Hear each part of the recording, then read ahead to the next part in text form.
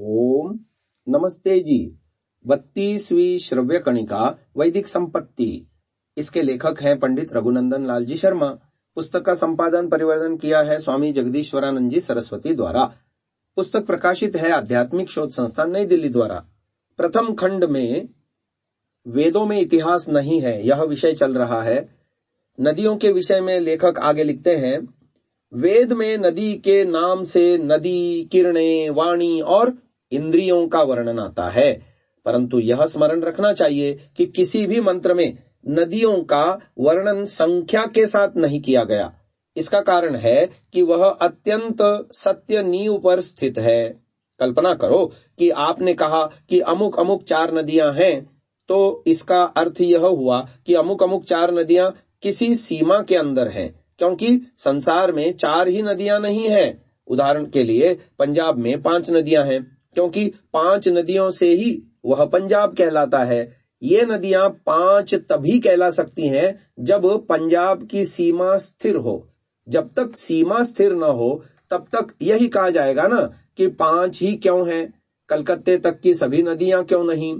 परंतु हम देखते हैं कि वेदों में देशों की सीमा का कहीं पर वर्णन नहीं है, इसलिए वेद में आया हुआ संख्यावाचक वर्णन नदियों के लिए नहीं कहा जा सकता। यहां तक हमने वेद में आए हुए राजा, ऋषियों और नदियों से संबंध रखने वाले शब्दों को यद्यपि विस्तार से तो नहीं, तथापि पूरे विवेचन के साथ नमूना दिखलाने के लिए लिखा और उन मंत्रों में आए हुए अन्य शब्दों के साथ मिलाकर देखा, तो यही ज्ञात हुआ कि ये पदार्थ लोक से संबंध रखने वाले ऐतिहासिक पदार्थों से कुछ भी संबंध नहीं रखते। हम मंत्रों का भाष्य नहीं करते, हमें भाष्य करना पसंद भी नहीं। हम तो यहाँ मंत्र या मंत्रांश में लिखकर उन शब्दों को जिनसे इतिहास निकाला जाता है उसी मंत्र को अन्य शब्दों से मिलाकर केवल यह दिखलाते हैं कि दूसरे शब्द इन ऐतिहासिक शब्दों का साथ नहीं देते। बस इसके सिवा हम और कुछ नहीं करते।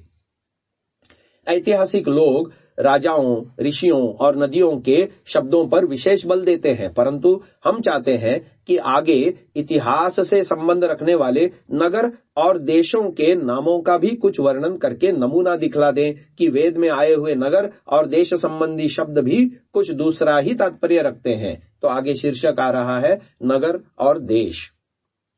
वेदों में नगर संबंधी शब्द नहीं है। वेदों में इतिहास बतलाया जाता है। इतिहास मनुष्यों का होता है और मनुष्य किसी नगर, ग्राम में बसते हैं, परंतु यहाँ की दशा भिन्न है।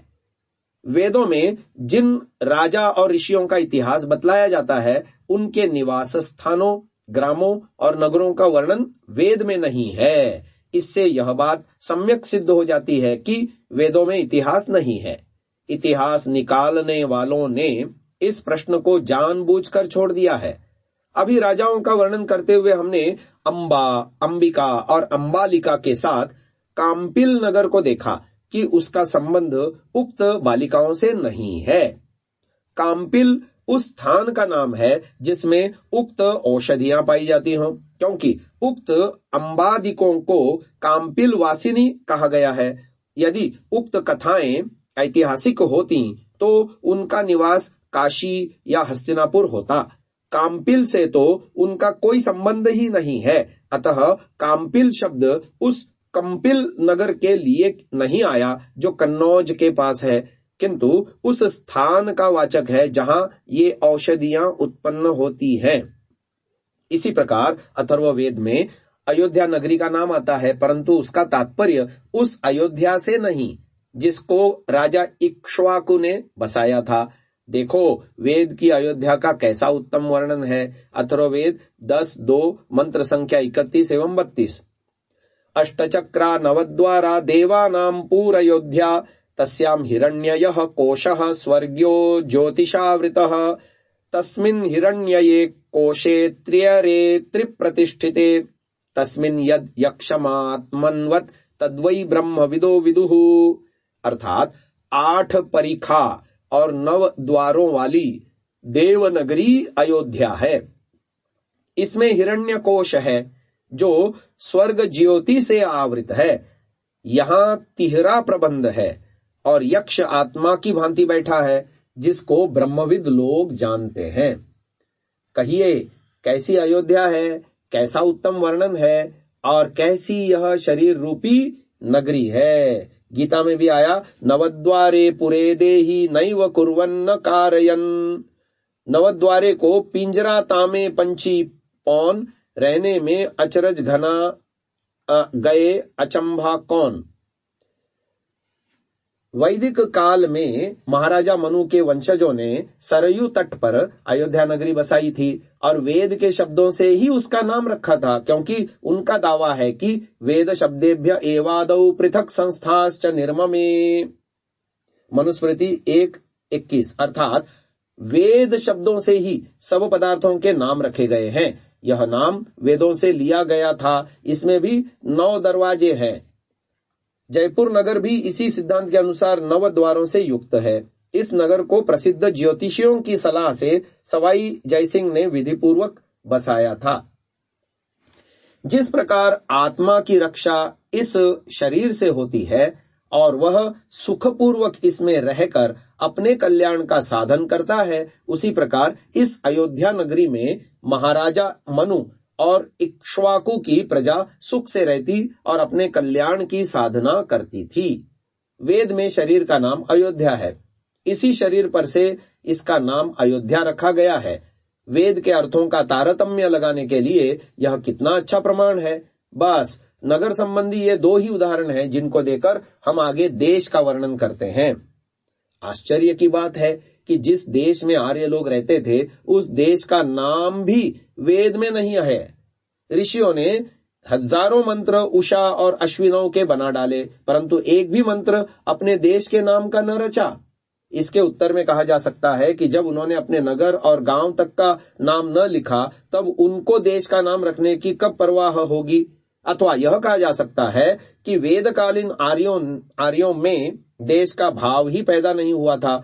परंतु हम देखते हैं कि वेद में व्रज, अर्व, गांधार, रूम, रूष, अंग, वाल्हिक और मगध आदि नाम पाए जाते हैं, जो इस देश में और पृथ्वी के अन्य खंडों में स्थित हैं।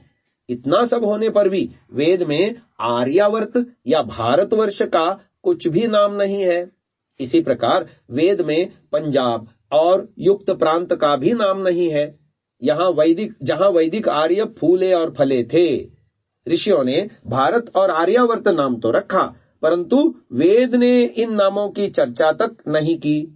वेद में इनका वर्णन होना भी नहीं चाहिए था, क्योंकि जब वेद में इतिहास है ही नहीं, तब देश का नाम भला कैसे हो सकता है। इसलिए व्रज, अर्व और गांधार आदि शब्दों से सूचित होता है कि इन शब्दों का अर्थ वर्तमान कालीन व्रज, अरब और गांधार नहीं है। हम ऊपर कहीं कह आए हैं कि व्रज नाम उस स्थान का है जहां गौवें चरती हों और रहती हों। हमारे देश का व्रज 84 कोस का है। इस 84 कोस में कृष्ण भगवान के समय में गौवें चरा करती थीं। वेद में कई जगह व्रज की चर्चा आती है, यथा व्रजम कृणुध्वम सहिवो नृपाणः, ऋग्वेद 10:101-8। अर्थात राजा बहुत से व्रज स्थापित करे। किंतु वेद के इस व्रज से मथुरा के पास वाला व्रज न समझ लेना चाहिए, प्रत्युत यह समझना चाहिए कि यह मथुरा के पास वाला व्रज नाम भी वेद शब्द से रखा गया है। वेद में गौ गोष्ठों का नाम ही व्रज है, इसलिए गौ गोष्ठ होने से वह भी व्रज कहलाता है। ऋग्वेद में सूर्य और देव को भी व्रज कहा गया है, क्योंकि वहां भी किरण रूपी गौवें रहती हैं। जिस प्रकार गौओं के बड़े बड़े गोष्ठों को व्रज कहते हैं, उसी प्रकार जहां बहुत ही अच्छे घोड़े होते हैं, उस देश के अर्व यानी अरब कहते हैं। वेद में अर्वन और अर्व शब्द अनेक बार घोड़ों के लिए आते हैं। अब वर्तमान अरब देश की ओर दृष्टि कीजिए और देखिए कि वहां कैसे अच्छे घोड़े पैदा होते हैं। अच्छे घोड़े पैदा होने के कारण ही उस देश का नाम अरब या अर्व रखा गया था। द्युलोक को भी अर्व कहा गया है, क्योंकि वहां किरण रूपी अश्व रहते हैं। जिस प्रकार अच्छी गौओं के बड़े चरागाह को वज्र और उत्तम घोड़ों के पैदा करने वाले भूभाग को अर्व यानी अरब कहते हैं, उसी प्रकार जहां उत्तम भेड़ें शीप पैदा होती हों उस देश को गांधार कहते हैं। वैद्यक में गंधारी कहते हैं जवासे को। जवासा उन दिनों में हरा भरा होता है जब जेठ मास की लू चलती है और घास जलकर खाक हो जाती है। यह जवासा जहां होता है वहां उसकी छाया में घास भी होती है और धूप के दिनों में भी मेषियों के चरने के योग्य कुछ न कुछ बनी रहती है। जिस स्थान में अधिक जवासा होगा वहीं पर भेड़ों की अधिक चराई होगी, अतः वही देश गांधार कहलाएगा। वर्तमान में काबुल के पास वाले देश का नाम भी इसीलिए गांधार पड़ा कि वहां की भेड़ें प्रसिद्ध हैं और बहुत हैं। आज की इस श्रव्य कणिका को यहीं विराम देते हैं। ओम।